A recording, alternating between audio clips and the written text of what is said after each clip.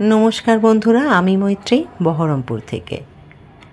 আমার না শরীরটা কদিন একদম ভালো যাচ্ছে না। প্রথমে কদিন ভীষণ জ্বর হলো, তারপর গা হাত পা ব্যথা, মুখে অরুচি। সকাল সকাল শুরু করে নিয়েছিলাম ডিটক্স ওয়াটার দিয়ে। আমার কিন্তু দিনটা শুরু হয়, ব্যাস, ইচ্ছা যতই না করুক রান্নাঘরে তো আমাদের যেতেই হবে। উপায় তো নেই, পেটকে তো আর স্ট্রাইক দিলে চলবে না। অফিসের ভাত, স্কুলের ভাত ভীষণ আমায় 10টার মধ্যে কমপ্লিট করতে হবে, এত তাড়া থাকে। তাই আমি আজকে মঙ্গলবার ভেজ ডেতে বসিয়ে নিলাম আলু ভিন্ডির একটা ভাজা। এদিকে সয়াবিনটা কষার পর একটু হালকা গরম জল দিয়ে ফুটিয়ে নিচ্ছিলাম। এরপর ভিন্ডি ভাজাটা নামিয়েই আরেকটা কড়ায়, একদম আমার সময় নেই, সাথে সাথে ডালটাকে ফোড়ন দিয়ে দিলাম।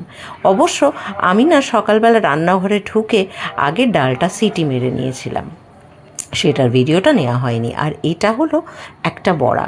আজ আমার বন্ধু অর্পিতা, ও কিন্তু ভিডিও দিয়ে, কাঁকরোল ভাজার ভিডিও দিয়ে বলছে এই সবজিটা একদম পছন্দ হয় না।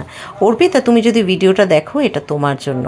তোমাকে বলছি, তুমি না কাঁকরোলের এভাবে বড়া বানাবে, জাস্ট রিং রিং করে কেটে বেসনে গুলে ভাজবে, কিংবা চাল গুঁড়ো বা যেভাবে তোমার ভালো লাগে সেভাবে বড়া ভেজে খাবে, দেখবে কাঁকরোল আর তোমার অরুচি হবে না। ভীষণ কাঁকরোলটা তুমি ফ্যান হয়ে যাবে। আর আপনাদের সাথে কথা বলতে বলতেই কিন্তু আমার ভাতটাও ভাপে বসে গেল।